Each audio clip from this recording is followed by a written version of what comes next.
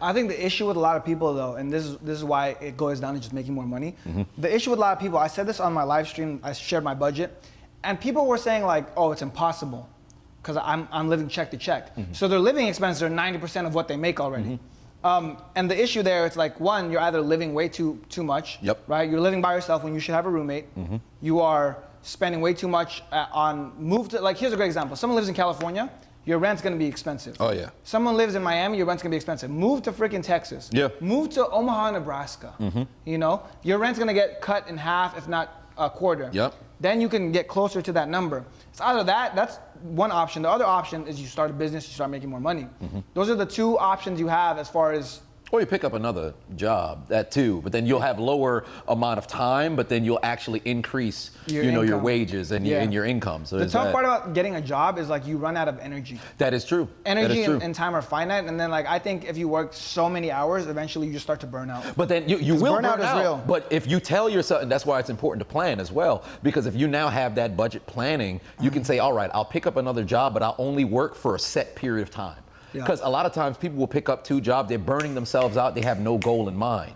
And I love how you brought up, all right, you say you're living in a certain location, your living expenses are so astronomically high, whatever money that you have remaining, you can't do anything with it. So then you're now like, okay, it's impossible to try to have a percentage go towards luxury. Well, have you ever considered the fact that maybe your luxury can be taken into account a year down the line? You just have to sacrifice now. Like everything with the budgeting plan, you're not gonna always be able to take advantage of it immediately. Sometimes you'll have to wait. And it goes back to what we talked about a few episodes back where we were talking about, well, you have to work your way towards earning that vacation, earning that luxury meal, earning that luxury event. Well, anything nice in life is always earned. It's always earned. Anything nice in life is always earned. There's no sort of luxury that's free. And that's just the everything fact comes of at a life, cost. Right? Like everything comes at a cost. Everything comes at a cost. Here's a great example, right? I think being able to eat junk food is a luxury. It's a luxury, but how do you earn that luxury? You earn it by working out a bunch. Because let's say you're someone that has a 6-pack, you're 10% body fat, you can afford a luxury of going and eating McDonald's, splurging, right? That's a luxury you've earned. So I think it correlates to every aspect of your life. You create the wiggle room that exists there. And then the people who are living paycheck to paycheck, set up a plan, identify what your goals are at that point, and say, all right, if I pick up another job, how much more money will I have at the end of the year? Then, if it's a proximity issue from wherever it is that you reside, you might have to get that culture shock. You might have to go somewhere else. You might have to downsize. If you're living in this house now, if you're somebody who's a family person, you have children, you have a spouse, whatever the case is, you have to now be honest with yourself. What kind of life do you want to lead for not only yourself, but then also your offsprings, for your spouse, whatever the case is? Identify those goals, budget accordingly. If you not have to have that uncomfortable conversation like, hey, honey, these purses, you're gonna have to cut down. If you're gonna have to, if she's the breadwinner and she's like, he's at stay at home, that, hey, listen, these gaming consoles, you're gonna have to, cut down or whatever the case is, or you're gonna have to go downsize. Maybe with your children, if there's a particular extracurricular activity, no disrespect for the, you wanna have your children in as many possible scenarios so where they can try different things, but if you have to cut down on them playing football or them being part of the basketball team or something like that for a small set period of time, you got to do what you got to do to get to the goals in which you want to go. So then for the people who are at the paycheck to paycheck, identify a goal, set up the budget, and even if there's a cutoff period, just say if it's 12 months, 12 months or 36 months, you just say, all right, I'm going to grind for this period of time, and then the payoff will come after the fact. And a big part of that too is you have to figure out what your non-negotiables are. Right. And you have to adjust your either how much you make or your budget to that. If your non-negotiable is, hey, me and my wife need to go on a date every single week, you better make more money in order to make that possible. Exactly. Because something has to give. You can't have everything. Something is always going to have to give. So it's either you choose to make more money, right?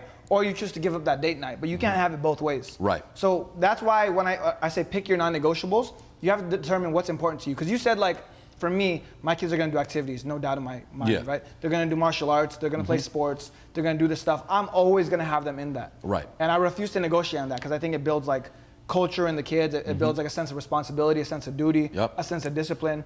So that's going to be non-negotiable. I'm always going to make sure I have enough money to do that. But going to that, like, how meticulous are you when it comes to your budget? Are you super stringent and like stick to it really well, or do you like tend to saying, yeah, whatever? Or are you like, when I first started, do you monitor all your spending? Like, I used to, because when I first started, and I created my YouTube channel and everything like that, the first 3 years, I lived off of $13,000 and a $10,000 credit limit. That was it. How much? It was $13,000. A year? Huh? Yeah, no, it was like total. Like for 3 years, I didn't spend more than 10K. Like if my mom didn't cook, I didn't eat. If my dad didn't drive me somewhere, I had to bike there. And then I didn't really go out. I still did activities, but I paid, like, it was ridiculous because I knew, hey, I'm working towards something. So if I have to sacrifice, but somehow still in that summer of 2016, I was always out. But I made sure I was able to do it on a budget. And then I paid myself back in time because I said, all right, this entire summer I'll do certain activities, but in the winter, I'm not going out. I'm a hermit, I'm inside, right? So I sacrificed and understood what the goal was because I was working towards something. So I was incredibly anal about the budget at that time. Now there's a bit more wiggle room, but I have still been monitoring to where it's like, okay, I've been spending too much here. I got to cut down on this. Like a lot of people don't like to look at their bank account because if you're living paycheck to paycheck, or if there's not a right amount of money that's in there, you're like, I kind of want to stay away from it. They don't want to see like the little number, you know? Right. You don't want to see that number. So I always tell myself there's like a particular kind of benchmark. If I fall below this, I'm in trouble. So I got to make sure that I stay above that and I stay on top of it. Like I'll go and I'll look at my account. I'll say, all right, I got to make sure I have this at this particular number. If I've been spending, I'll look at like my monthly or maybe even quarterly report and I'll say, okay, I got to cut down on this. I had too much spending on that.